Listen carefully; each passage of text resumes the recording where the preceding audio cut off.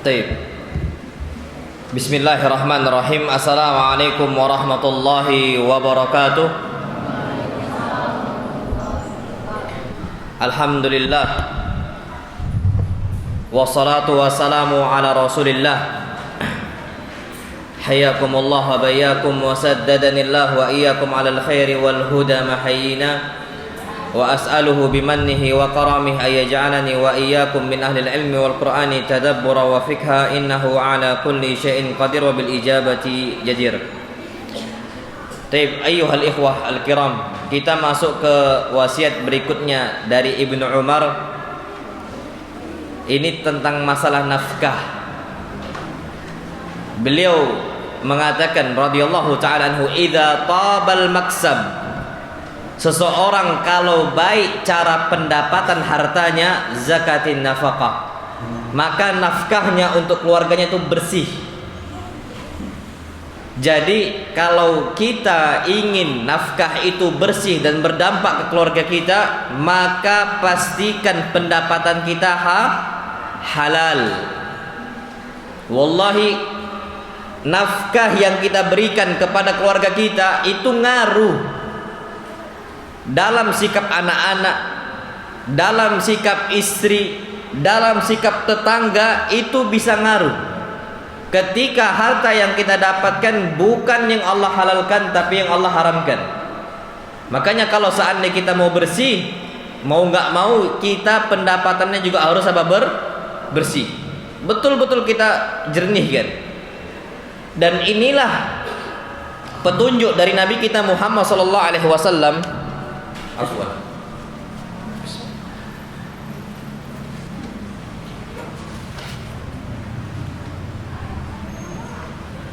Baik, petunjuk Nabi kita Muhammad SAW, beliau bersabda, ayyuhan nas, wahai para manusia. Kita dipanggil oleh Nabi kita Muhammad sallallahu alaihi wasallam, ayyuhan nas, wahai seluruh manusia.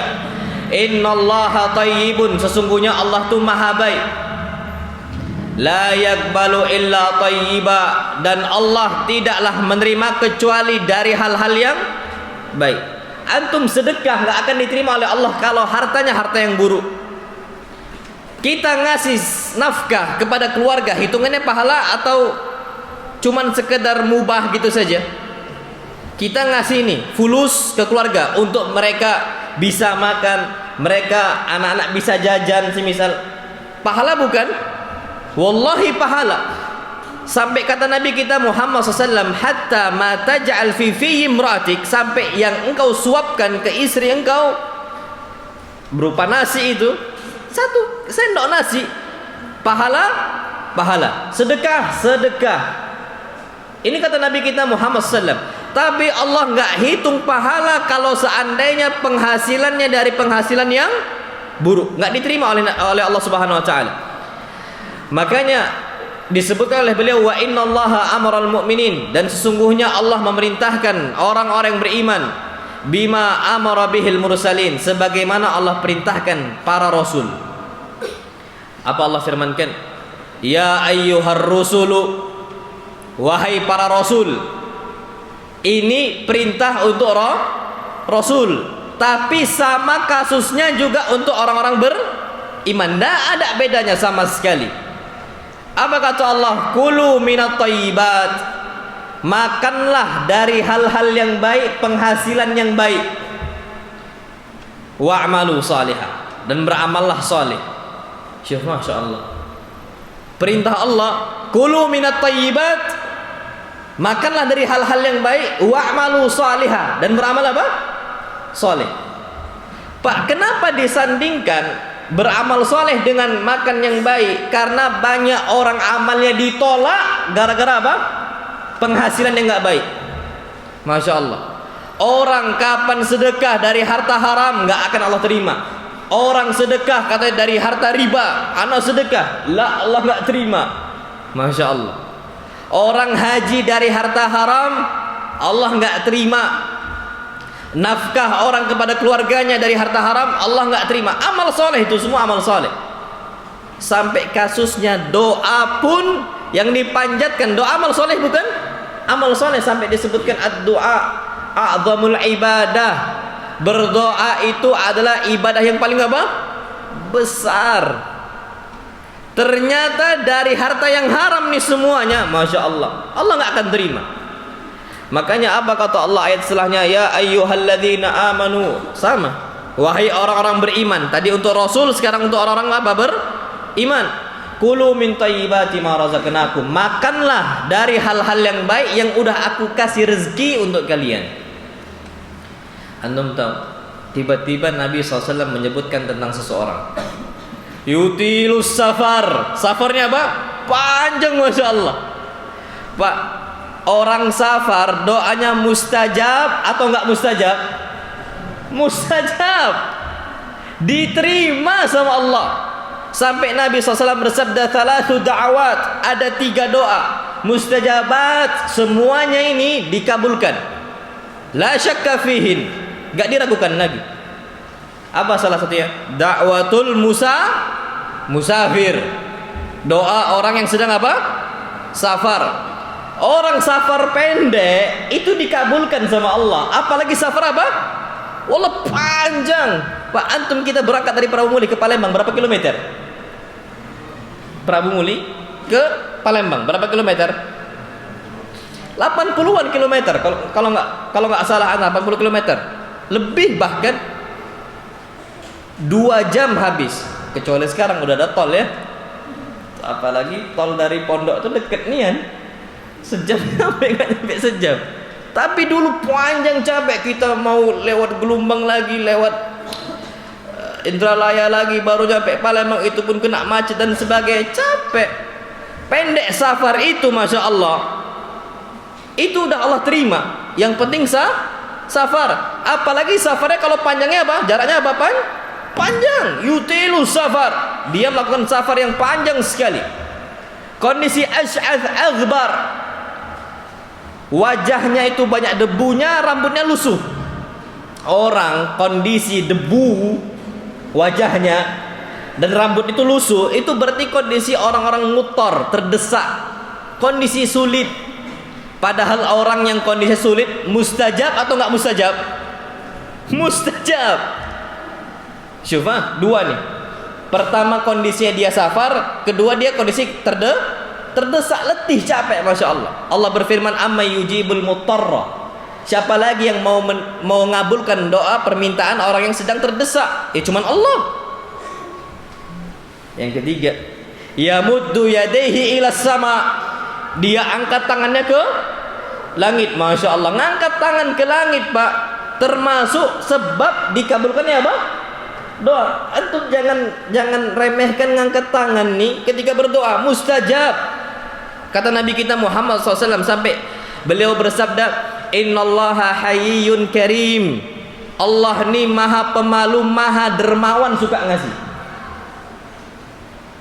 Antum tahu, Masya Allah, orang ada medit, tapi anggaplah pejabat, contoh, ada salah satu pejabat medit dia, tapi kapan di publik lagi di halayak ramai ada orang minta, dia malu untuk nggak ngasih, padahal medit, pelit. Semisalnya contoh, ada tokoh besar, tokoh masyarakat semisal, aslinya dia bakhil, cuman ketika di halayak ramai ini banyak orang, dia akan malu untuk nggak ngasih. Pelit ini orang, akhirnya dia apa? Ngasih, padahal bakhil. Tapi Allah pertama hayyun, Allah itu maha malu. Yang kedua apa? Karim, suka ngasih. Orang bakhil kapan malu? Pasti ngasih. Ini sudahlah dermawan, suka ngasih, Allah SWT, Allah sering ngasih. Yang kedua, Allah itu apa? Pemalu. Maka apa kata Nabi kita Muhammad SAW? Yastahi idza rafa'al abdu yadayhi ila sama.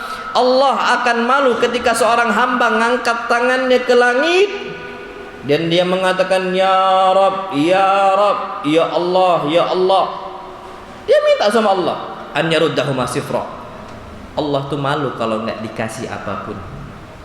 Padahal udah ngemis loh. Wallahi udah ngemis. Orang paling kaya kapan orang sudah minta, dia akan ngasih. Kenapa? Dia nggak butuh dengan uang sedikit. Sudah lepas saja.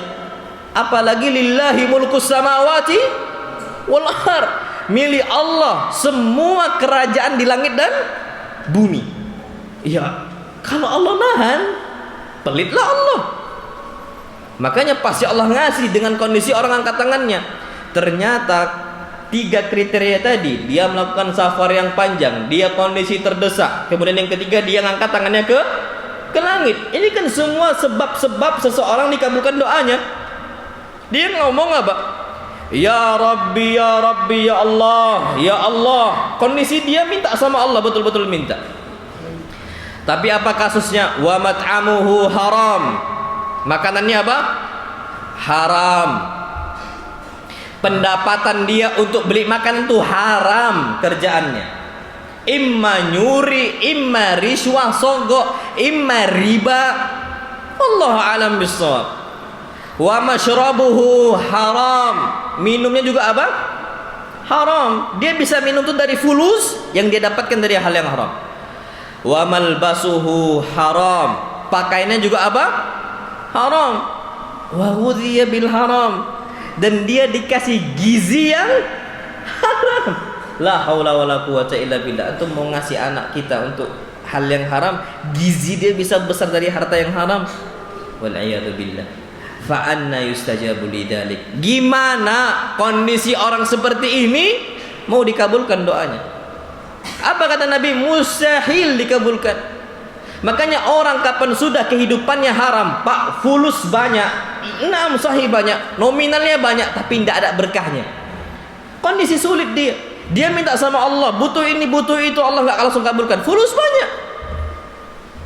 Dan bahkan dia sering sekali harta dia habis gitu saja. Sebabnya apa? Haram. Makanya orang tuh banyak orang-orang yang dulu ikhwan-ikhwan yang sudah taubat, yang sudah hijrah, cerita ke anak, Ustaz, dulu anak tuh dulu tukang maling gitu nih. Maling itu maling besar-besar kata dia. Enggak maling kecil kata dia. Anak dulu ya Allahu Akbar, anak taubat, Ustaz. Anak rasa dulu anak itu macam uang tuh gaib aja, kayak macam uang tuyul. Hilang gitu saja. Hilang kemana enggak tahu. Dia keluar. Makanya Pak, okelah kita merasa hebat, oh fulus kita banyak, tapi haram. Jangan dikira Allah nggak bisa untuk ngambil balik. Innallaha ala kulli syai'in qadir. Lihat anaknya sakit masuk rumah sakit berapa biaya? Nggak lama istrinya sakit berapa biaya? Sampai ada salah satu ikhwah, ini cerita ke anak. Ini di Solo cerita ke anak.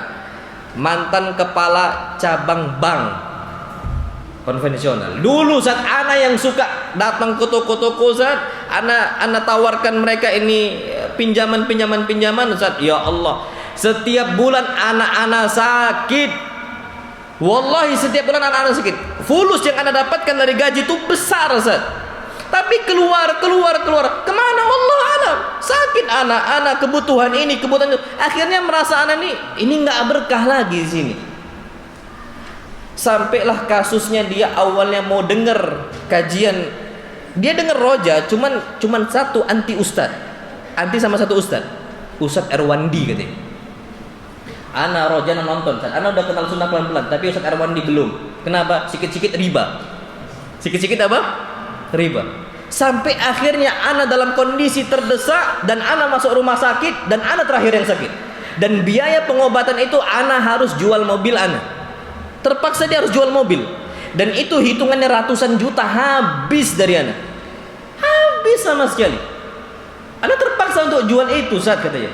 Ketika dia jual, Masya Allah Tabaraka Rahman, dia masuk ke pondok pesantren Imam Bukhari.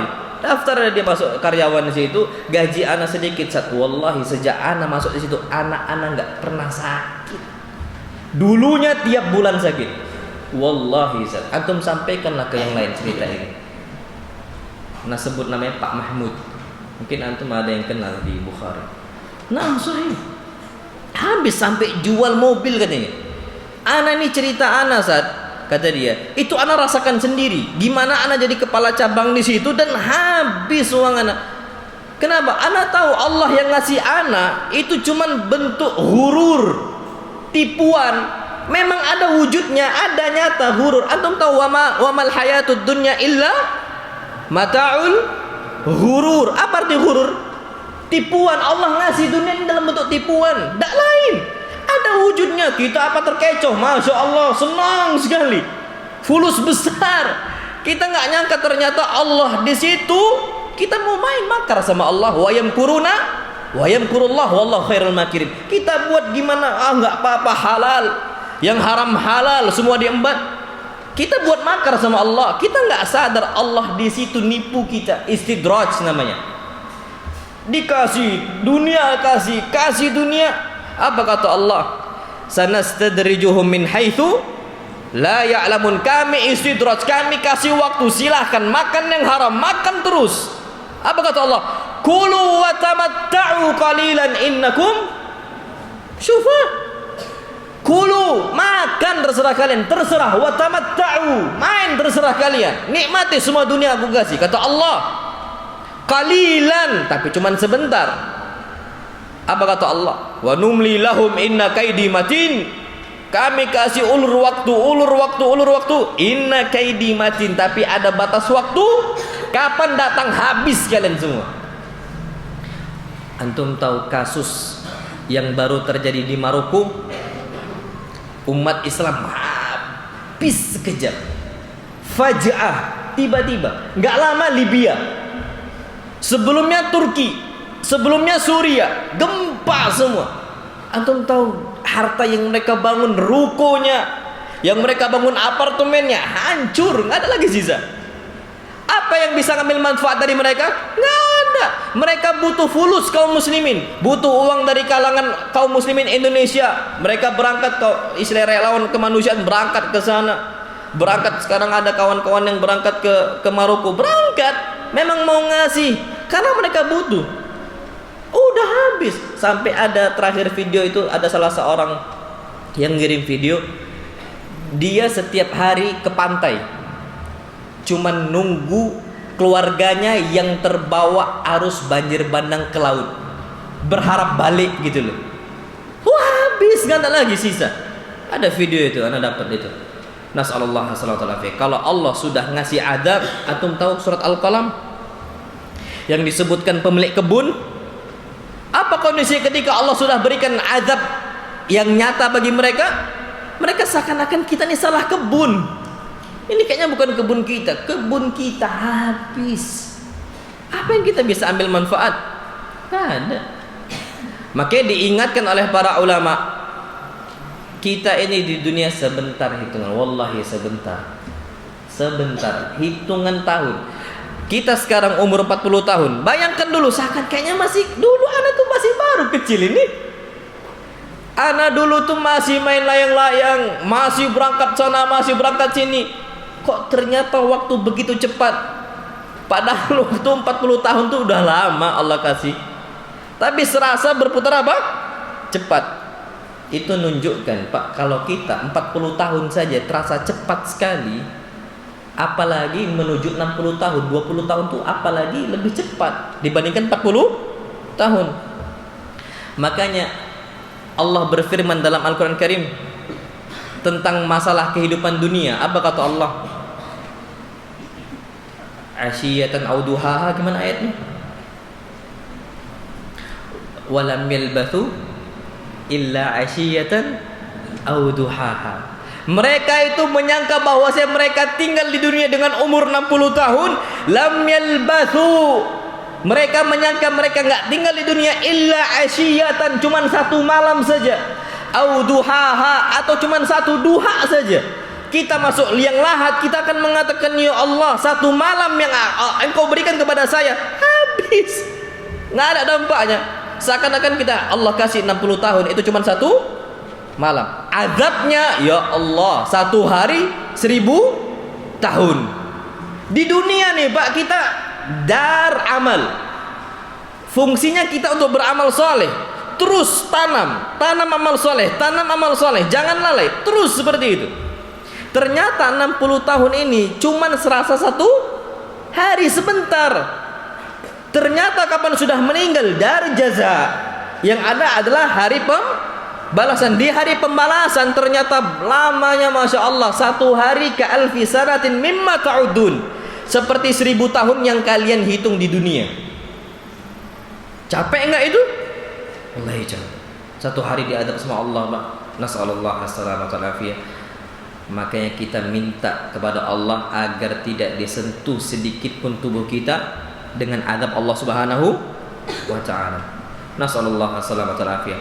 Makanya disebutkan di sini oleh beliau bahwasanya setiap seseorang kapan sudah masuk ke dalam lubang harta haram, apa kata beliau? Kullama kathurat sara as'ab wa ashad. Semakin lama dia tinggal di lubang harta haram, maka kondisi dia semakin sulit dan semakin genting. Dia mau keluar tuh lebih sulit. Jangan nunggu nanti tunggu kondisi. Sekarang kalau bisa keluarnya. Kalau bisa, dulu kebiasaan kita mencuri, sekarang keluarnya. Kenapa? Kalau kapan orang sudah mencuri sulit untuk berubah. Pak, wallahi ana baru kajian di salah satu tempat baru pekan kemarin. Ana baru ngisi kajian. Ada salah satu ikhwah cerita. Ana sama santri berangkat dan dikabarkan sama sopirnya, "Ustaz, di tempat kita ada salah satu ikhwan mencuri dan sulit keluar dari sikap dia mencuri." Padahal ikhwan udah ngaji, sering jadi imam dan bahkan dia ngajarkan untuk di kampung-kampung ikhwan-ikhwan yang lain. Sekarang sedibui. Kenapa dia nyuri maling? Dia merasa nyaman. Semakin lama dia mau keluar tuh sulit sekali. Ini cerita sampai terakhir saat di penjara sudah ikhwan Ustaz. Bahkan di tempat kami beliaulah orang pertama yang kenal sunnah dibandingkan kawan-kawan yang lain. Dialah orang tadi. Cuman ketika terdesak dia berusaha mencuri, berhasil dia ada ketagihan. Antum mau cari dosa mana yang nggak ada sifat ketagihan, sifat candu itu mustahil ada. Rokok ada candunya.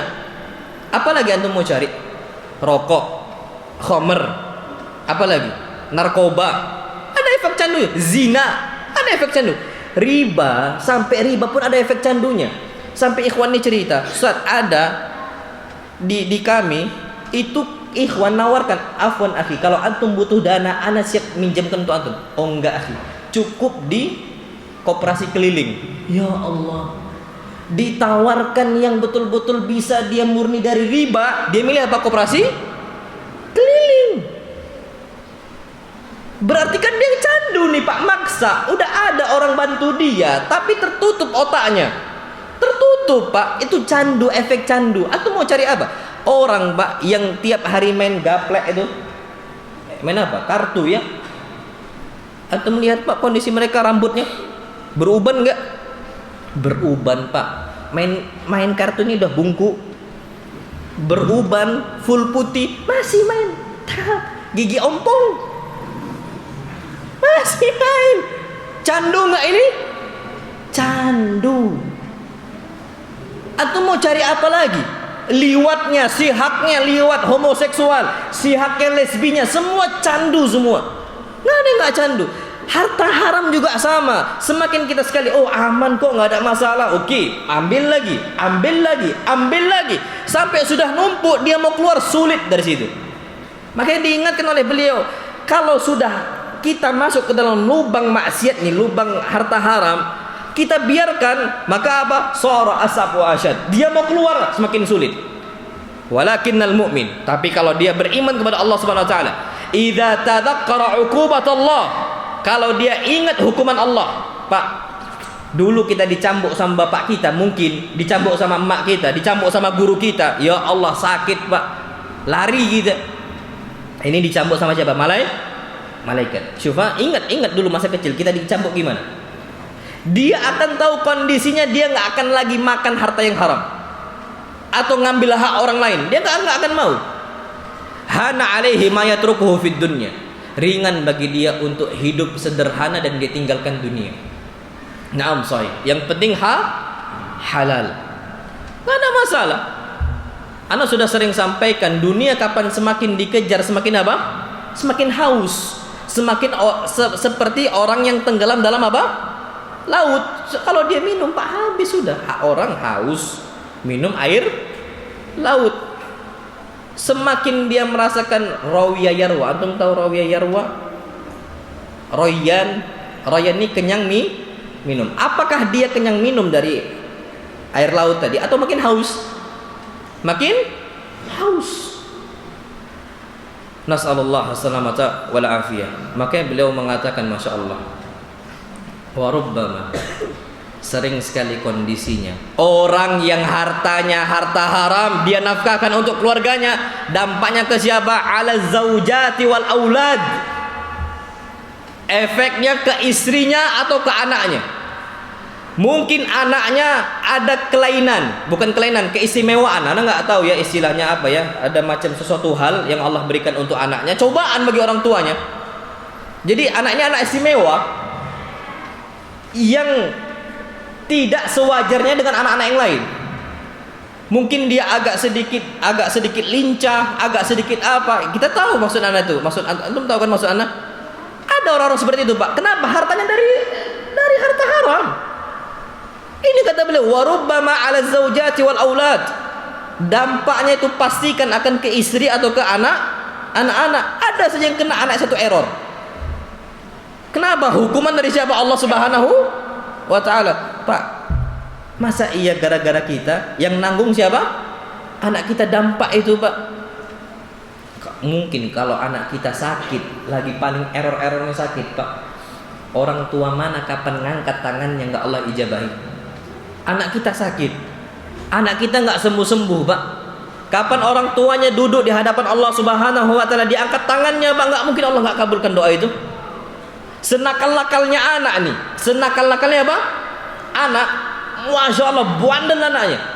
Dikasih tahu sulit, orang tuanya ngangkat tangannya ke atas langit, anaknya sering maksiat, anaknya membangkang dan dia ngangkat tangannya. Biiznillah, Pak, Allah akan rubah dengan sebab doa orang tuanya. Cuman kenapa nggak berubah-ubah? Doanya terhalang gara-gara harta apa? Haram. Ini kata Syekh Umar Mubil. Dampak itu besar. Istri selalu membangkang kepada suaminya, selalu melawan kepada suaminya. Anda nggak tahu apa sebabnya, Allah alam. Mungkin ada hak orang lain yang diambil sama dia, ada hak orang lain yang dia makan yang bukan hak milik dia, atau dia bertransaksi dengan transaksi yang haram. Kita nggak pernah tahu. Akhirnya istri yang membangkang sama dia. Sampai Masya Allah Tabaraka Rahman, ada salah satu ikhwan ngomong sama anak, Ustaz, afwan, istri anak ini sulit sekali sekarang diatur. Anak lagi jalan, Pak, sama istri anak, tiba-tiba ditelepon berkali-kali, sampai 9 kali panggilan tak terjawab. Anak masih ingat itu. Anak itu, ada apa ini kok banyak sekali? Akhirnya telepon balik, afwan, ini siapa? Pak Fulan. Ustaz, anak boleh nggak curhat? Sampai curhat itu nangis, Pak. Apa kata beliau? Ustaz, istri anak sekarang sulit untuk diatur. Sampai pada kondisi anak suruh istri anak untuk sholat, dia ngomong, kewajiban kamu itu bukan sholat terus, tapi nafkahin saya. Kaget anak, la haula wala quwwata illa billah. Antum sekarang di mana posisi? Di sini kata dia. Ana wallahi, Pak, ana nggak tahu. Ternyata ana dapat kasus itu. Ada ikhwan cerita, ternyata ikhwan ini tuh sering hutang, nggak dibalik-balikin hutangnya. Mungkin doa orang lain. Ustaz, antum tahu fulan. Tolong Ustaz, kalau seandainya beliau datang ke antum, tolong jangan pinjamin uang. Soalnya hutang ini nggak dibalik-balikkan. Dan itu kondisi ke anak, kondisi ke ikhwan-ikhwan yang lain banyak sekali, Ustaz. Anak sebut namanya satu fulan, dua. Habis itu anak diam. Ya Allah. Di situ Pak, anak tahu bahwasanya harta yang haram kita ngambil hak orang lain, dampaknya ke anak sama istri. Kita sudah ngaji. Antum tahu Masya Allah Tabaraka Rahman, kapan haram ya haram, kapan halal ya halal. Jangan dibilang haram nggak apa-apa lah, kan cuman sedikit. Ya Allah, cuman apa? Sedikit. Pak Ibn Sirin ini kana tajiran. Dia ini adalah seorang orang pebisnis besar. Ibn Sirin, ulama besar. Antum tahu kondisinya di penjara. Sebabnya apa? Hutang. Kenapa dia bisa berhutang? Awalnya Masya Allah Tabaraka Rahman, Ibn Sirin itu adalah pebisnis besar. Dia beli minyak. Dia beli apa? Minyak. Ketika dia beli minyak, masuk apa? Tikus. Mati tikusnya. Baulah apa? Minyak tadi yang berujung najis, ujung-ujungnya nggak bisa lagi diambil manfaat. dan nggak bisa dijual karena najis sudah. Dan kita nggak boleh jual beli barang yang najis. Dibuang sama Ibn Sirin. 4.000 dirham. Satu dirhamnya itu 3 gram perak. Anu lupa berapa itu. Antum hitunglah sendiri. 1 gramnya satu dirham itu 3 gram perak. 1 gram sekarang itu sekitar 20 ribuan. Antum hitung lah. Pak, habis Ibn Sirin itu tuangin semua, Pak. Sia-sia. Ibn Sirin terpaksa ngutang ke sini, ngutang ke sana, ngutang ke sini, ngutang ke sana, dan nggak bisa bayar hutang itu. Terpaksa qadhi menetapkan Imam Ibn Sirin terpaksa dipenjara. Apa kata beliau? Penjarakan saya. Penjarakan saya. Untuk ridho ini semua kaum muslimin. Dipenjara Ibn Sirin. Ketika keluar Ibn Sirin, Pak, berusaha dia mulai usaha dari awal lagi, tapi halal. Pelan, Masya Allah. Ujung-ujungnya Ibn Sirin orang yang tajiran, ghaniyan thariya, orang yang kaya, pebisnis, banyak uangnya. Hutang-hutang yang lama dibayar sama Ibn Sirin. Sebabnya apa? Harta yang halal. Nah, kalau kita sekarang ini nasallallahu salamatan afiyah, nggak lagi melihat kondisi itu. Taunya itu ada manfaat untuk kita, diambil. Kita nggak tahu dampak besarnya di dunia pun dapat kita. Al-Imam Ibn Rajab rahimahullah, beliau mengatakan aklul halal, cukup makan makanan yang halal, min a'zam khasailis sunnah, termasuk perangai dari sunnah Nabi kita Muhammad SAW, yang mana Nabi berada di atasnya dan para sahabatnya. Mereka sebelum apa-apa mereka akan pastikan ini halal atau haram. Nabi SAW betul-betul lagi kondisi lapar, butuh makan, butuh minum. Nabi masuk rumah ada susu. Nabi ini haram untuk makan harta sedekah. Nabi haram. Padahal sedekah itu boleh nggak dimakan oleh orang miskin? Boleh. Memang sedekah untuk orang miskin, orang fakir miskin. Nabi lagi kondisi miskin, lagi kondisi fakir berat. Nabi nggak makan-makan. Jumpa ada susu. Nabi takut itu susu titipan orang ke rumah Nabi SAW agar Nabi kasih ke fakir yang lain. Nabi datang, Nabi tanya, dari mana kalian dapat ini? Dijawab sama istri-istri Nabi kita SAW, ahdahu lana fulan ya Rasulullah. Kita dikasih hadiah sama fulan, ini hadiah ya Rasulullah, bukan sedekah? Bukan. Nabi langsung minum itu apa? Susu. Nabi pastiin dulu, karena Nabi nggak mau makan harta yang haram.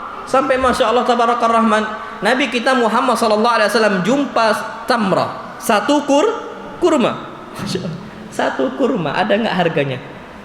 Ada nggak orang jual kurma satu? Beli ya 500. Nggak ada harganya. Masya Allah. Nabi SAW jumpa tamrah, satu kurma, nggak ada harganya, di tengah jalan.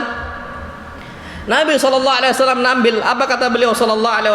Laula khasyitu annaha minas sadaqati la akaltuha. Kalau seandainya aku nggak takut kepada Allah bahwa dia ini harta sedekah, aku pasti makan. Tapi aku takutnya ini harta sedekah, orang gotong nih kurma-kurma untuk harta orang-orang fakir miskin, jatuh. Yang aslinya harta sedekah jatuh. Aku takut ini harta yang dari sedekah. Nabi SAW kasih untuk yang lain. Masya Allah, Pak. Syubuhat. Bukan haram, Pak, syubuhat. Rancu apakah halal ataukah haram. Tapi Nabi SAW nggak mau, Pak. Ini menunjukkan, Pak, kalau syubuhat saja ditinggalkan, apalagi yang haram. Wallahi na'am sahih. Apalagi yang haram. Jangan biasa, oh nggak apa-apa, ini kan masih belum jelas apakah halal ataukah haram. Orang kapan sudah makan harta yang rancu, belum jelas halal sama haram. Kalau udah kebiasaan, apa kata beliau? Man waqa'a fi syubuhat waqa'a fil haram. Orang yang kebiasaan terjatuh ke dalam harta syubhat, dia pasti akan terjatuh ke dalam harta yang haram. Untuk apa kita kejar harta yang haram? Cuman gara-gara kecil saja kita gadaikan diri kita, tubuh kita di hadapan Allah pada hari kiamat. Nasallallahu salamata wal afiyah. Makanya harta yang haram itu memang mau nggak mau harus kita jaga. Taib, ayyuhal ikhwatul kiram, masya Allah. Antum tahu di zaman kita itu zaman orang lagi nggak berpikir apakah harta dia ini harta halal ataukah harta haram. Nggak lagi berpikir. Yang penting dia bisa ngambil keuntungan, dia embat. Dia nggak tahu itu mungkin hak orang, dia nggak tahu itu milik orang, dia embat saja sama dia. Sampai apa kata Nabi kita Muhammad sallallahu alaihi wasallam, la ya'tiyanna 'alan nasi zaman, akan muncul pada hari akhir zaman untuk manusia, la yubalil mar, ini orang la yubali, dia nggak berpikir lagi, bima akhadal mal, dengan apa dia ambil harta dia. Dia nggak mikir Pak, apa kerjaan dia, gimana gaji dia, dia nggak mikir. La yubalil mar'u bima akhadal mal, dia nggak lagi peduli dengan cara apa dia ambil harta itu. Amin halalin au min haram, apakah dari yang halal ataukah dari yang haram. Yang penting dia bisa makan, cukup. Dan orang yang pikirannya cuman makan akan digugat oleh istrinya pada hari kiamat. Orang-orang nanti para wanita akan mengatakan, ya Allah, inna zawji fulanan ya'tini bi khubuzis suq. Wahai Allah, suamiku itu pikirannya yang penting saya bisa makan, dan dia nggak memikirkan apakah itu halal ataukah haram. Yang penting saya bisa makan. Pak, makanya itulah yang disebutkan wasahibatihi wabani. Orang itu akan kabur dari istri dan anaknya. Kenapa orang itu kabur dari istri sama anaknya? Karena takut digugat pada hari kiamat oleh anaknya sendiri sama istrinya. Ya Allah, bapak saya itu masukkan neraka, masukkan neraka. Anak akan ngomong seperti itu Pak pada hari kiamat. Istri akan ngomong seperti itu, suami saya itu yang salah ya Allah. Fa'atihim adzaban du'fan minan nar, kata Allah. Kasih ya Allah mereka azab yang double untuk suami saya. Fa'atihim adzaban du'fan minan nar. Apa kata Allah? Qala likullin du'fun walakin la ta'lamun. Semuanya itu ada azab yang double untuk kalian semua, kata Allah. Akan digugat kita. Istri kita akan mengatakan, inna zauji fulanan ya'tini bi khubizuk. Dia cuma mikirkan gimana saya bisa makan dari roti pasar. Sudah, nggak mikirkan apakah halal ataukah haram.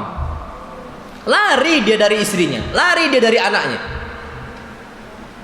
Padahal kita butuh bantuan anak untuk melindungi kita dari api neraka. Pak, banyak nanti masya Allah kalau harta kita harta yang halal, anak kita anak yang saleh, anak yang salihah, mereka yang jadi penghalang kita dari masuk api neraka.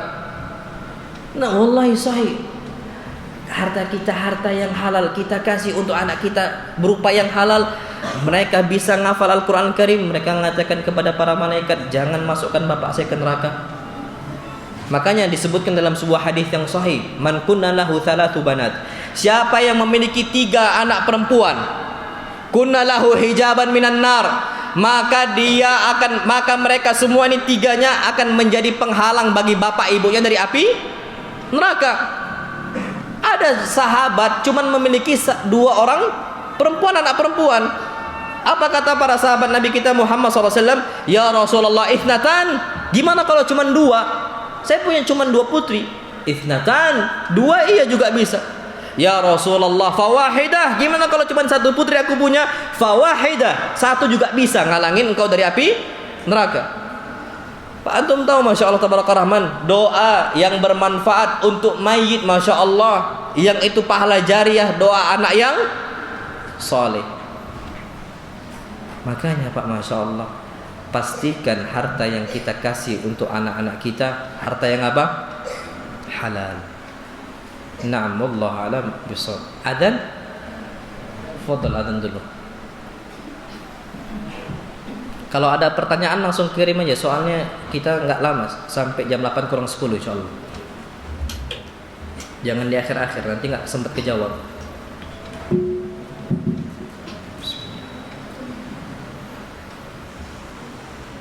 Allah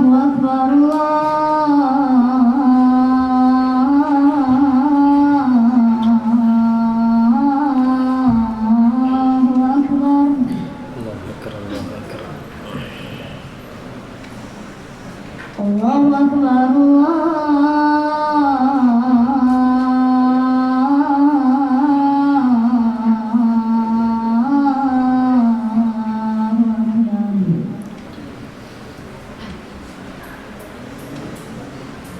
Asyhadu an la ilaha illallah.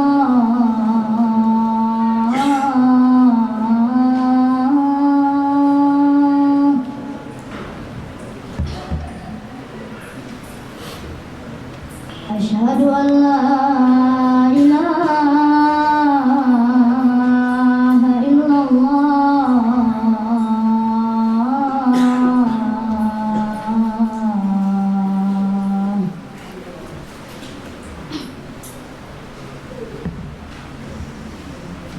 Asyhadu anna Muhammadar Rasulullah.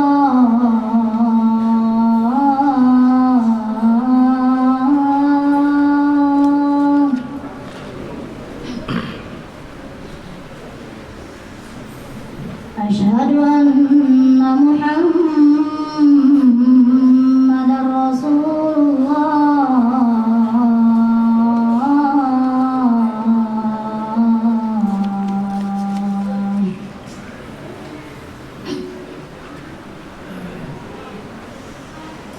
Hayya 'alas salah.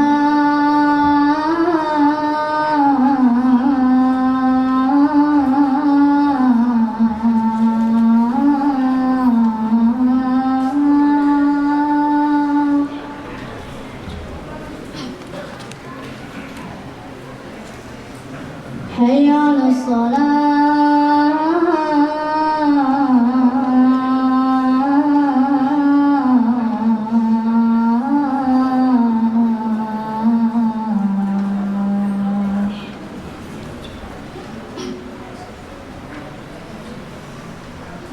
Hayya 'alal falah.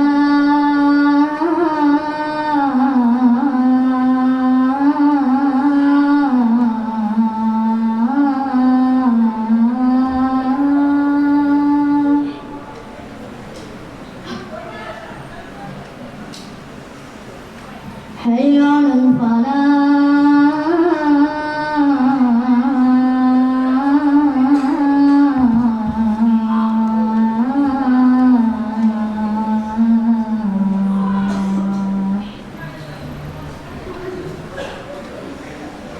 Allahu akbar,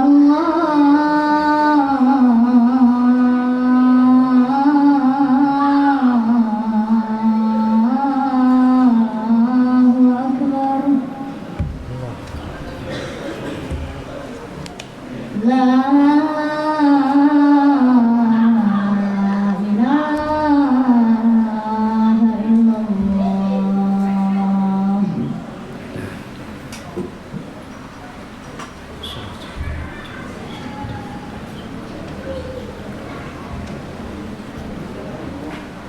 Ini banyak nih pertanyaan. Coba Cuk, apa kita langsung tanya jawab aja nggak? Kemarin soalnya sampai 8.20. Bismillah ya. 10 menit lagi ya. 7:30 bismillah. Kalau nggak kejawab berarti minggu. Bukan minggu, pekan. Kenapa nggak minggu? Kenapa nggak minggu? Hari Minggu. Kita ngomong hari apa? Ahad. Minggu depan, pekan depan. Kenapa nggak minggu? Minggu itu istilah orang-orang Kristen. Orang Portugis dulu hari peribadatan mereka di gereja. Kalau nggak salah Domingo atau apa gitu, Anda nggak tahu. Yang istilah kita dikenal dengan minggu. Makanya hari apa? Hari Ahad. Ya, cuman kalau sudah bahasa resmi kita nggak apa-apa, nggak dosa. Karena di KBBI pun hari apa? Minggu. Tapi coba antum cari hari Ahad, muncul itu. Berarti hari Ahad juga bahasa resmi. Senin diambil dari bahasa Arab Itsnin. Selasa Thulatha. Rabu Arbi'a. Kamis Khamis. Thulatha 3, Thalatha, Arba'a, Arbi'a 4, Khamis, Khamsa. Jumu'ah yang ya Jumu'ah sendiri, hari Jumat khusus kaum muslimin. Sabat Sabtu dari bahasa Arab itu semua. Cuman hari Minggu ini kalau bisa sekalian lah hari Ahad. Kenapa 6 hari bahasa Arab, tiba-tiba 1 hari ngikut apa orang Kristen? Ya sekalian aja Ahad. Atau kalau kita bilang mau minggu depan berarti pekan depan. Ya cuman untuk menghidupkan saja. Tapi kalau atau bilang minggu ya nggak dosa juga. Nah, baik. Kita lanjutkan lagi, masya Allah. Pak, para ulama mengatakan orang yang berani makan harta yang haram itu dia sudah lagi nggak malu sama Allah. Wallahi Pak, kita nih gerak-gerik kita itu dilihat oleh Allah Subhanahu wa Ta'ala, dan Allah tahu semuanya. Allah tahu. Makanya kita bekerja 8 jam dari jam 7 sampai jam 5 semisal kerja di bank ribawinya. Kita tahu nih Pak, ya Allah, kita duduk di situ biasa saja, nyantai saja. Padahal Allah lihat, berarti nggak malu kita sama siapa? Allah Subhanahu Wa Taala. Padahal kita ini bukan budaknya bos kita di bank. Budaknya siapa? Allah. Allah yang nyiptakan kita Pak. Allah yang ngasih rezeki, bukan bos kita. Wallahi bos kita nih Pak nggak ngasih rezeki ke kita. Dari kita janin, siapa yang ngasih? Allah. Tiba-tiba kita lebih patuh sama bos kita yang di bank. Nggak pernah mereka nih Pak ngurusin anak ketika kecil. Satupun manusia nggak ada lagi yang satupun manusia Pak nggak ada yang perhatian dengan anak. Manusia nggak ada yang perhatian dengan anak ketika anak janin, kecuali apa? Abah sama umi anak, sama keluarga anak. Nggak ada yang tahu sama anak. Itu manusianya. Cuman Pak, masya Allah, yang perhatian abah sama umi kita nggak lebih besar dibandingkan perhatian mereka dibandingkan Allah Subhanahu wa Ta'ala. Allah tuh Pak sampai detak jantung manusia Allah perhatian Pak. Allah kasih kita kuasa, Allah kasih kita kesempatan untuk bisa gerakkan tangan kita semampu kita, sesuka kita. Kita mau gerakkan kaki kemana, nah Allah berikan. Tapi jantung Allah nggak kasih ke siapapun. Jantung urusan siapa? Allah. Inna quluba bani Adam baina isba'aini min asabi'ir rahman.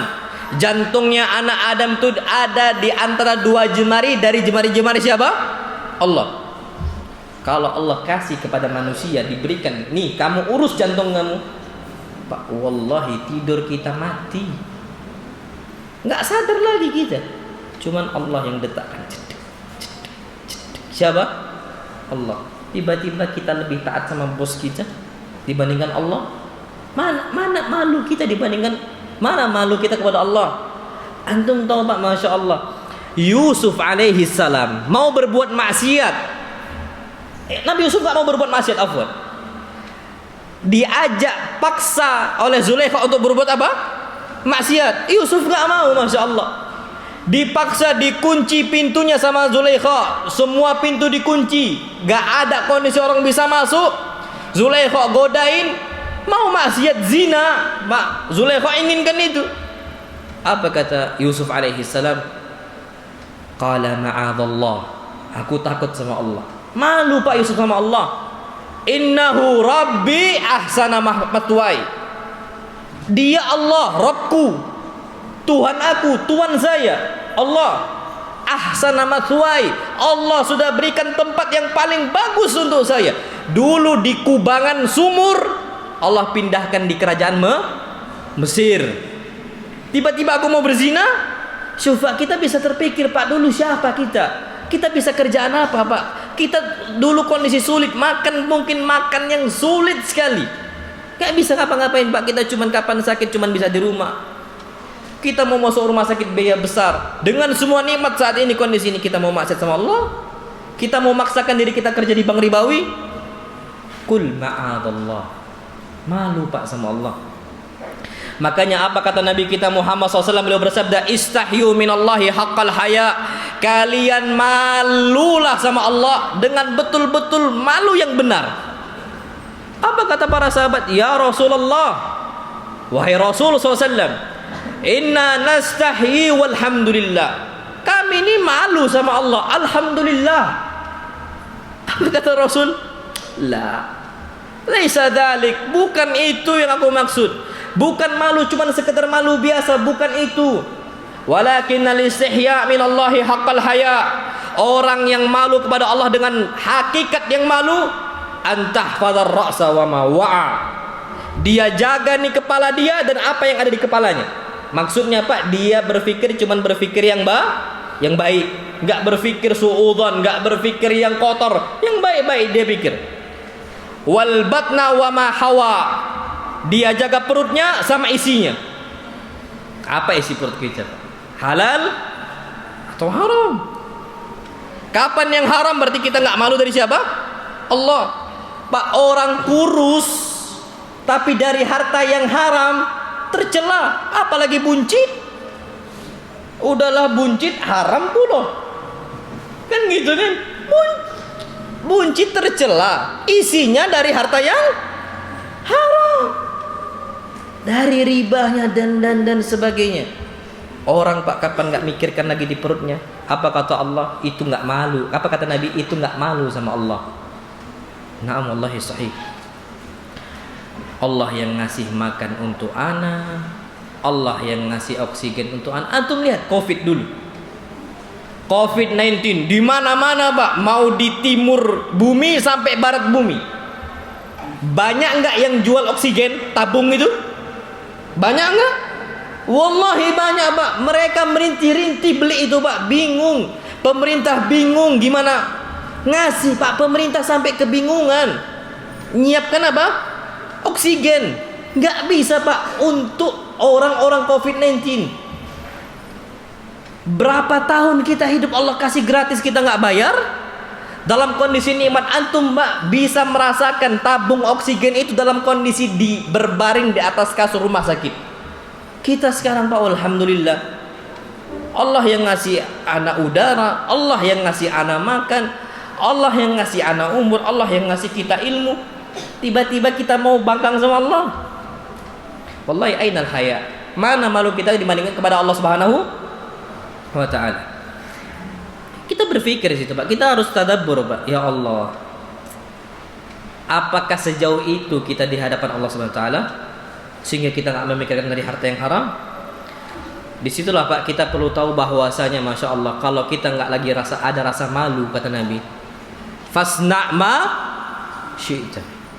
Kalau engkau nggak malu lagi sama Allah, idza lam tastahi, kalau engkau nggak malu sama Allah, fasna' ma syi'ta.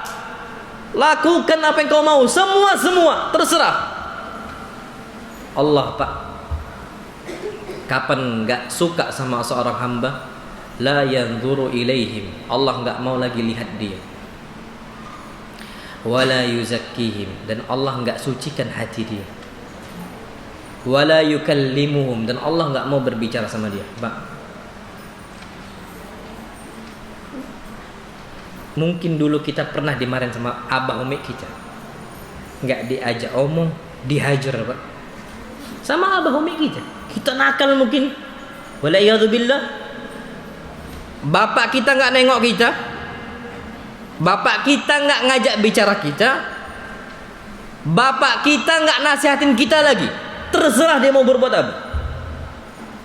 Apa perasaan kita?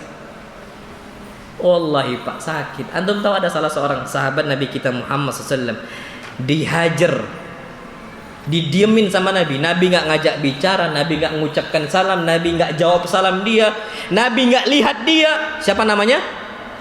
Ka'ab ibn Malik. Arba'ina yauman, selama 40 hari. Apa perasaannya? Berat Pak. Dhaqat biyal ardu bima rahubat. Dunia yang betul-betul besar, yang betul-betul lebar, lapang, luas, dhaqat bi, sempit sama saya. Satu orang Pak yang diam kan, Nabi kita Muhammad sallallahu alaihi wasallam. Apa perasaan kita? Didiemin sama siapa? Allah. Kapan kita kondisi sulit ngangkat tangan, Allah nggak jawab, Allah juga nggak mau lihat, kita ngangkat sama Allah. Ya Allah, ana butuh ya Allah. Sekarang kondisi anak sempit, Allahumma rzuqni ya Allah, innaka anta Dzul quwwatil matin. Kita minta sama Allah, Allahumma rizqna. Ya Allah, rezekikan kami. Engkau ini maha kuat. Engkau memiliki kekuatan yang besar ya Allah. Bantu saya ya Allah. Allah cuma lihat. Iya kalau dilihat sama Allah, Allah nggak mau lihat. Antum tahu kondisi Aisyah didiamkan oleh Nabi kita Muhammad SAW. Aisyah kondisinya dalam kondisi dituduh berzina. Aisyah dituduh berzina dengan Safwan ibn Mu'attal yang disulut sama Abdullah bin Ubay bin Salul, Rasul munafiqina fil Madinah. Semua orang tuh akhirnya meragukan Aisyah. Nabi SAW tidak membela Aisyah, tapi juga tidak mengingkari Aisyah, tidak mencela Aisyah. Nabi tawakuf, diam. Sampai apa kata Aisyah? Aku tahu perubahan Rasul itu ada. Biasanya Rasul masuk ke rumah, beliau bercanda bersama saya, beliau bicara bersama saya dengan waktu yang lama. Ternyata beliau cuma masuk rumah dengan kondisi mengatakan kaifatiki ya Aish. Gimana kondisi engkau Aisyah? Sehat? Naam ya Rasulullah. Fa kharaja Rasulullah. Rasul langsung keluar. Enggak diajak bicara, enggak diajak ngobrol romantis, enggak ada sama sekali. Sampai apa kata Aisyah? Aku tahu kondisi Rasul itu sudah berubah. Fasta'adantu Rasulullah SAW. Aku minta izin kepada Rasul SAW agar aku pulang ke rumah Abu Bakar, ke rumah orang tuanya Aisyah. Bukan minta pulang dalam kondisi benci sama Nabi, bukan.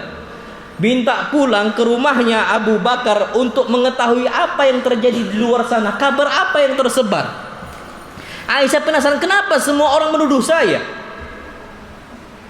Sampai akhirnya datanglah Aisyah ke rumahnya Abu Bakar. Masya Allah, Pak. Di situ ada Rasul kita Muhammad SAW jenguk untuk mengetahui kondisinya Aisyah. Aisyah didiamkan oleh Rasul kita SAW. Berat sama Aisyah, wallahi berat. Sampai apa kata Aisyah? Lam yarqa' li dam'un. Yang aku terus menangis sampai akhirnya kering mata saya. Tidak lagi bisa mengeluarkan air mata, kering Pak, terus nangis Aisyah. Wallahi perempuan. Perempuan itu lembut kapan sudah keras ya Pak.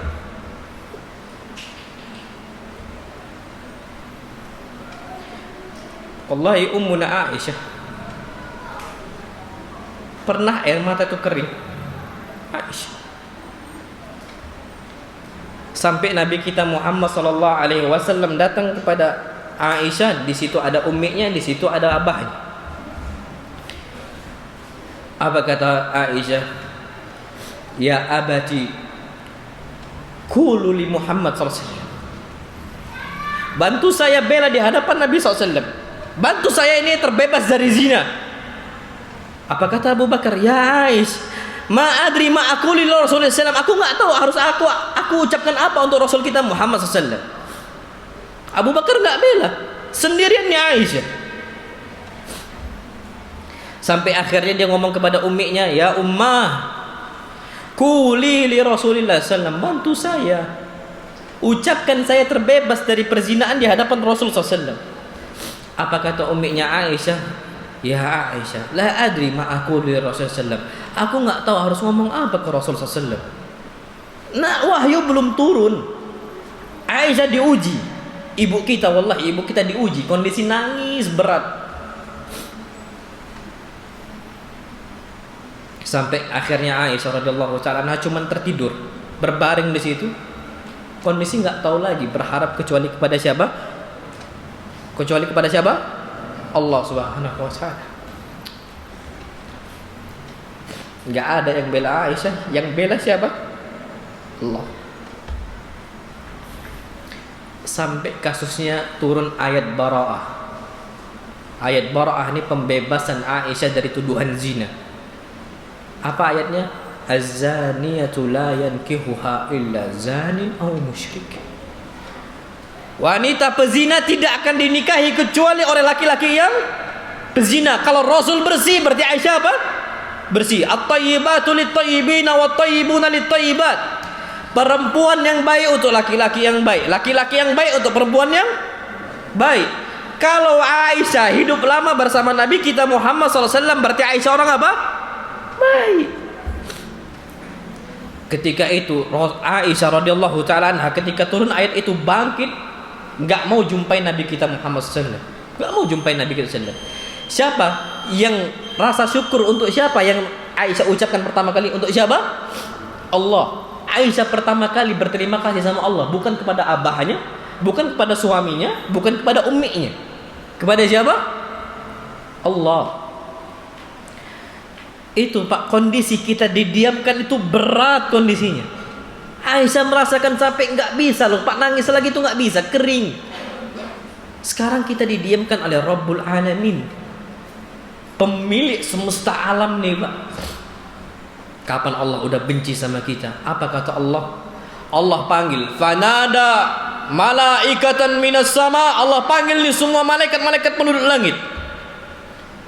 Apa kata Allah? Inni abghadtu fulanan fa'abghidu.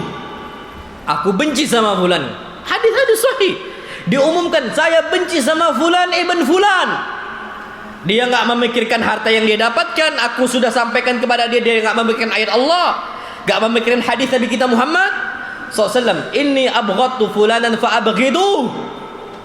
Umumkan, sampaikan aku benci sama fulan ibn fulan. Maka benci kalian kepada dia. Fanazaral malaikatu. Maka turunlah para malaikat untuk memberikan kepada seluruh penduduk bumi. Apa kata para malaikat? Innallaha abghadha fulanan fa'abghiduh. Allah udah benci sama dia. Kalian benci juga. Kita nggak sadar Pak. Tapi kenapa tiba-tiba kita benci sama fulan? Kita tiba-tiba benci sama Alan? Itu bisa jadi Pak, wallahu a'lam bissawab Pak, ada sesuatu hal di balik itu. Karena Allah sudah nggak senang sama kita. Jadi semua orang benci sama kita. Kenapa fulan benci? Orang baik benci, orang buruk juga apa? Benci. Bisa jadi Pak, sebabnya harta yang haram. Allah udah nggak suka lagi sama kita. Nas'alullah salamata wal afiyah. Makanya Pak, kita cuman perlu untuk meminta rahmat Allah. Ya Allah, kalau seandainya harta anak saat ini haram, ya Allah keluarkan anak dari harta yang haram. Allahumma inna naz'aluka rizqan halalan. Ya Allah, aku minta kepada Engkau rezeki yang halal. Pak, sampai Nabi mencontohkan sallallahu alaihi wasallam itu cuman ngembala kambing yang orang lihat nggak ada harganya Pak. Tapi apa kata Nabi SAW? Ma min nabiyyin illa waqad ra'al ghanama. Tidaklah ada satupun nabi kecuali dia sudah apa? Ngembala kambing. Maksudnya ditunjukkan bahwasanya harta sedikit nggak ada masalah. Yang penting harta yang halal. Nah, untuk ini yang dapat Anda sampaikan. InsyaAllah subhanahu wa ta'ala kita lanjutkan. Masih ada banyak Pak tema yang belum kita bahas di sini. InsyaAllah kita lanjutkan pada pertemuan berikutnya, pekan depan insyaallah. Baik. Kita masuk ke tanya jawab.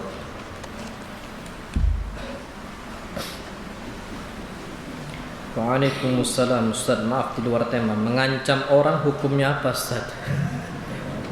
Santri ini haram. Mengancam itu tidak boleh. Haram.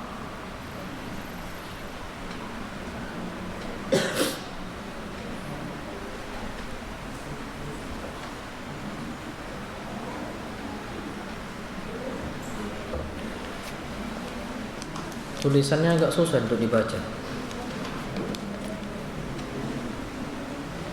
Waalaikumsalam Ustaz, mau bertanya bagaimana jika orang tua atau ayah melakukan perbuatan haram judi dan itu dilakukan untuk kesenangannya sendiri, bukan untuk menafkahi anak istri, dan dia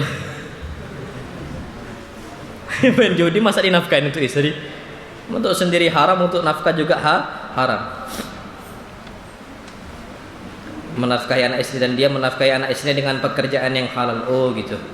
Apakah itu termasuk penyebab penghalangnya doa anak istri? Syukran Ustaz. Baik, Masya Allah.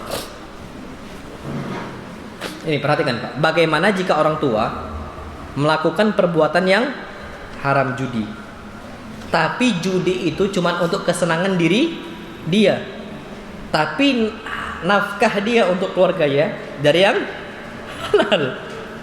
Apakah itu termasuk penyebab penghalangnya doa anak dan istri? Syukran Pak, kalau orang tua, bapak semisal, dia berbuat zalim, berbuat dosa, maksiat, anaknya nggak terlibat, anaknya berdoa kepada Allah, mustajab. Mana hadisnya? Disebutkan ada hadis yang sahih. Ada salah seorang sebelum Islam, itu orangnya adalah orang israf, hambur-hamburkan harta. Tidaklah ada sebuah maksiat kecuali dia kerjakan. Masya Allah, dia kerjakan semuanya yang haram. Sampai sebelum dia meninggal, dia berwasiat untuk anak-anaknya. Apa kata dia? Idza mittu fahrikuni tsumma shakuni fil bahar. Kalau seandainya aku meninggal, wahai anak-anakku, tolong bakar jasad saya. Buang abu-abunya di pantai sana, di lautan. La in qadirallahu alayya la yu'adzibannani la yu'adzibuhu ahadan minal alamin. Kalau seandainya Allah mampu membangkitkan saya, kalau aku cuma dikubur, Allah mampu membangkitkan saya. Kalau dicampakkan di api, maka Allah nggak mampu. Coba, kufur nggak itu? Kufur. Innallaha ala kulli syai'in qadir. Padahal Allah mampu atas segala sesuatu. Pak, mau dibakar kayak manapun Allah bentuk-bentuk lagi. Apa kata dia? Kalau Allah mampu membangkitkan saya, Allah akan mengadab saya dengan adab yang sangat pedih, yang mana Allah nggak pernah menyiksa satupun hamba kecuali saya yang paling keras. Maka bakar jasad saya. Mati nih, Pak. Bapaknya mati. Terus apa? Dibakar. Terus apa? Dibakar. Masya Allah. Pak, dengan rahmat Allah yang luas, Allah kumpulkan lagi. Allah apa? Kumpulkan lagi semuanya sampai jadi bentuk satu jasad. Ketika terbentuk, apa kata Allah SWT? Lima sona'ta hada, kenapa kau berbuat ini? Khasyatuka ya Rabb, karena aku takut kepada Engkau ya Allah. Takut sama Allah, akidah bukan? Akidah, iman. Masih ada imannya. Pak, sebab dia takut sama Allah, Allah masukkan dia ke dalam apa? Surga. Antum tahu, Pak, rahmat Allah tuh luas. Tanpa doa anak pun Allah bisa masukkan orang bermaksiat ke dalam apa? Surga. Apalagi didoakan sama anaknya. Ada hadisnya. Apa hadisnya? Disebutkan ada seorang sangat bermaksiat kepada Allah SWT. Ketika dia di akhirat, ternyata dia mendapatkan surga yang tinggi sekali. Apa kata orang ini? Ay Rabbi anna li hadza. Ya Allah, gimana aku bisa dapat kedudukan yang tinggi di surga? Bukankah aku maksiat kepada Engkau? Apa kata Allah? Bistighfari waladika lak, karena anak engkau minta ampun untuk engkau. Padahal maksiat bukan dia. Maksiat, tukang maksiat nih, Pak, dia kerjakan semua maksiat. Tapi bistighfari waladika lak, karena anak engkau mengucapkan Rabbighfirli wali dayya warhamhuma kama rabbayani shaghira. Terus dia ucapkan, Pak, Masya Allah, Allah masukkan bapaknya ke dalam surga. Antum tiap hari doa nggak Rabbighfirli? Hah? Doa ya? Nah, harus. Jangan diem aja. Abah kita, Pak, antum masih punya abah nih sekarang. Doa terus. Kalau udah meninggal lebih kenceng doanya. Naam, sahih. Kalau antum nggak mengucapkan doa itu, kita punya anak nanti, anak kita mungkin nggak akan doakan kita. Al jaza'u min jinsil aman. Hati-hati. Jadi bisa nyampe doanya, naam, nyampe doanya, bermanfaat. Nah,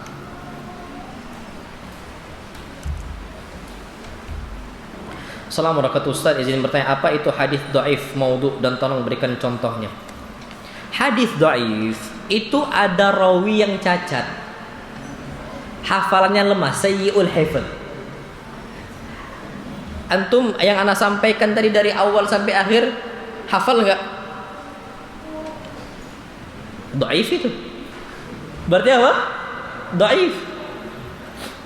Antum ingat hafalan ana yang ana sebutkan enggak kan? Santri? Berarti apa? Kalau antum meriwayatkan hadis berarti apa? Dhaif. Kenapa? Sayyi'ul hifzi. Lemah apa? Hafalannya. Bisa derajatnya bagus kalau nyatat. Nyatat enggak? Dhaif nian berarti. Karena enggak nyatat. Adabtu, kuatnya kita bisa kuat jaga ilmu itu ada dua. Kuwatul hifz, kuat hafalan, sama kuwatul kitabah. Kuatnya apa? Mencatat. Hafalan enggak kuat, nyatat juga enggak. Berarti apa? Dhaif tenanan udah. Betul-betul apa? Dhaif. Enggak boleh, catat. Taib, itu kalau ada hadis. Contohnya apa? Nabi kita Muhammad SAW diriwayatkan dari beliau. Disebutkan dari beliau SAW, abghadul halali indallah at-talaq. Halal yang paling Allah benci adalah cerai. Hadisnya dhaif. Hadisnya apa? Dhaif. Ini Pak, sebabnya banyak. Ada inqita'us sanad, terputusnya apa? Sanad. Ada yang bersambung tapi lemah hafalannya. Tadi contohnya kalau antum meriwayatkan hadis, Pak, lemah udah. Kalau kita orang zaman dulu Pak, hafalan itu kuat, Masya Allah. Kapan keluar gurun, pasir gurun bisa balik?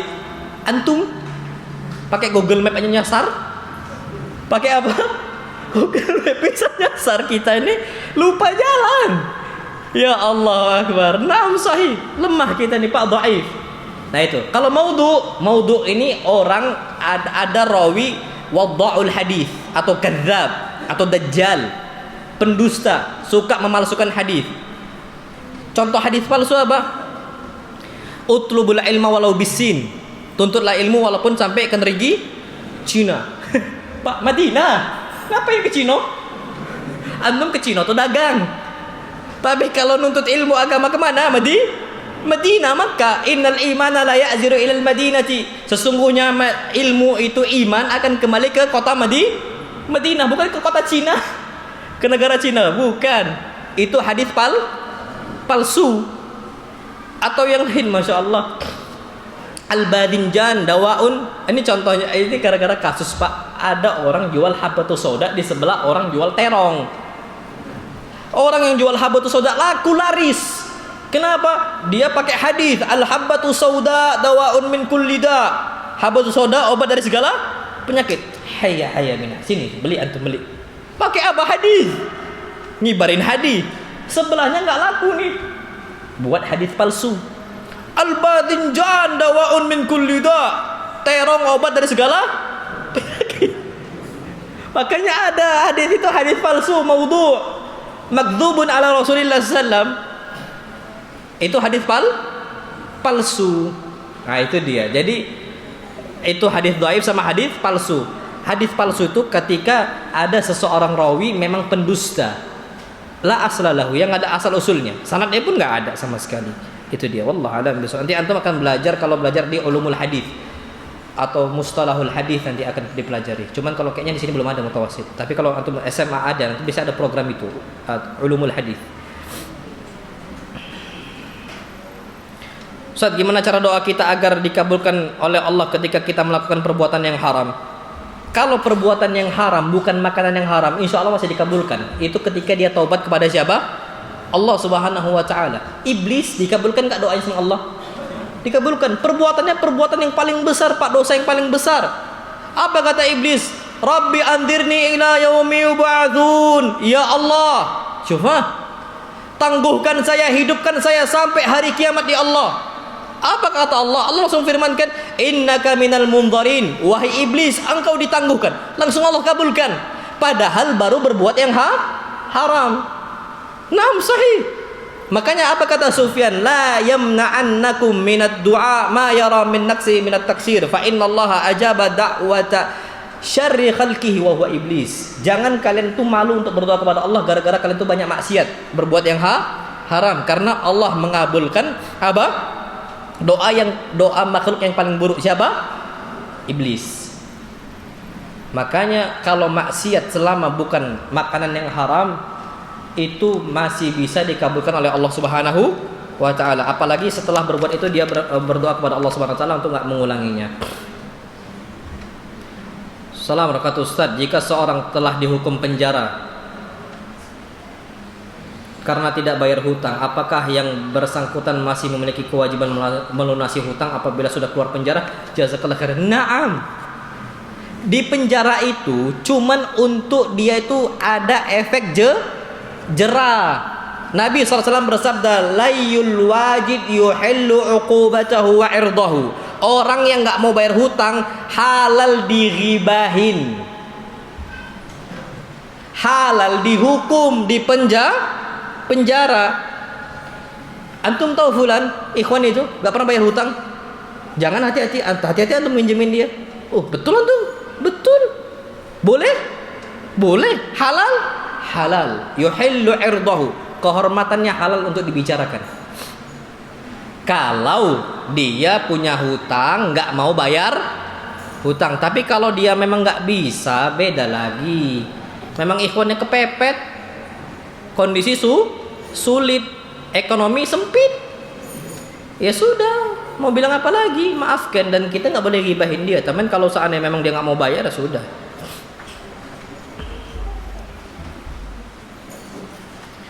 Assalamualaikum Ustaz, apa penghasilan dari bekerja di bank haram? Ya haram. Banknya emang haram.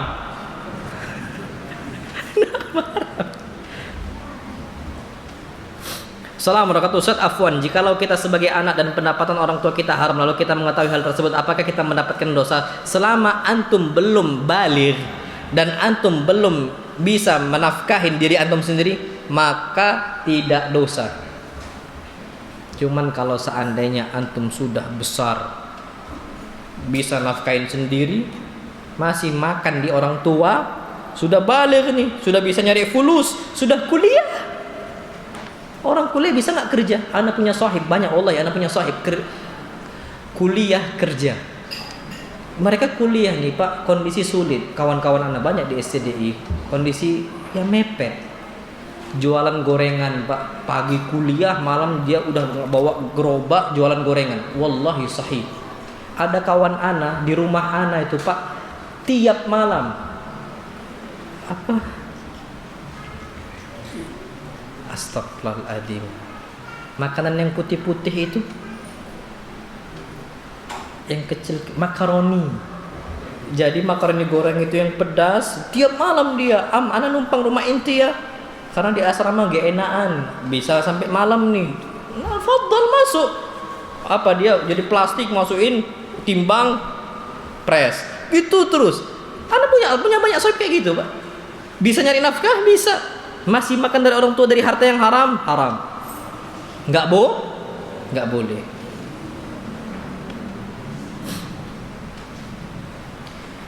Waalaikumsalam. Afwan Ustaz, di luar tema, apa hukumnya punya pohon harapan saat kecil sampai sekarang Ustaz? Apakah dosa? Apakah pohonnya perlu ditebang Ustaz? Haram. Antum tahu di zaman sahabat Nabi kita SAW ada orang punya pohon harapan. Ketika sahabat Nabi kita Muhammad SAW melewati sebuah pohon, nama itu Dhatu Anwat. Apa Dhatu Anwat? Pohon. Jadi mereka itu meletakkan nyanutun, mereka itu letakkan peralatan mereka, pedang-pedang yang diletakkan di pohon itu, dan mereka berharap. Nah, apa kata para sahabat? Ya Rasulullah, ij'al lana Dhata Anwatin kama lahum Dhatu Anwat. Kama lahum Dhatu Anwat. Ya Allah, ya Rasulullah, buatlah kami sebuah pohon Dhatu Anwat, kami bisa berharap dari pohon tadi. Yang mana mereka orang-orang kafir juga punya Dhatu Anwat. Apa kata Nabi? Allahu Akbar, innaha sanan atau innaha sunan.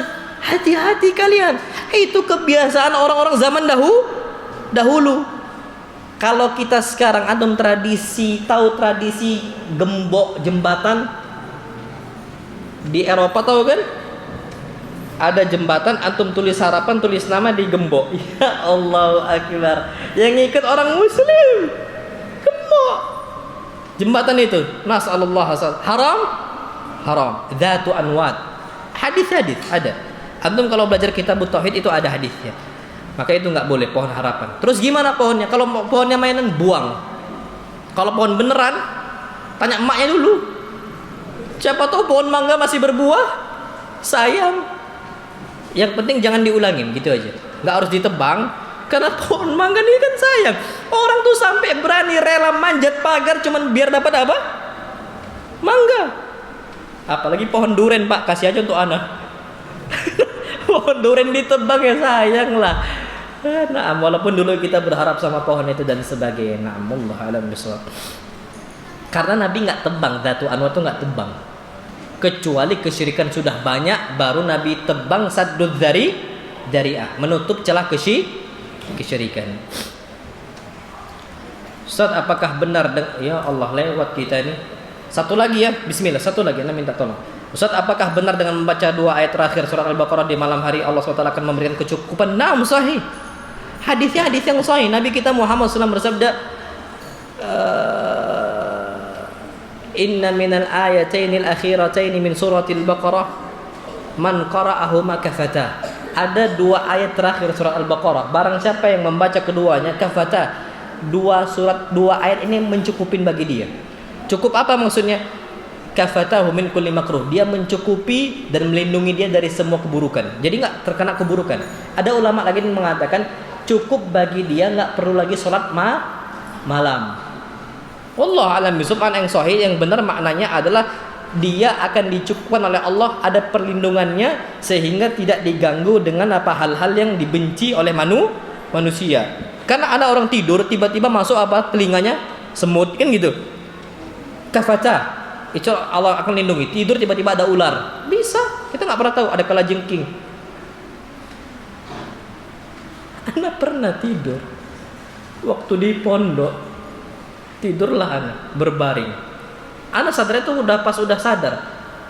Mimpi anak itu Pak. Mimpi samping kecoa. Karena baunya bau apa? Antum tahu kan bau kecoa itu ada bau khas kan? Ya, orang pondok tahu lah Pak, kalau itu mungkin jarang. Tapi kalau orang pondok tahu Pak, bau kecoa tuh khas gitu loh. Anak kok tiba-tiba bau kecoa gitu ya? Mimpi nih. Ini bukan mimpi. Sadar anak kan? Pas bangun, samping anak kecoa aja Pak. Ya Allahu Akbar. Samping anak kecoa. Baru Pak kaget sadar langsung apa? Pindah anak. Kecoa Pak kapan udah terbang, ngeri. Kapan udah apa? Udah terbang.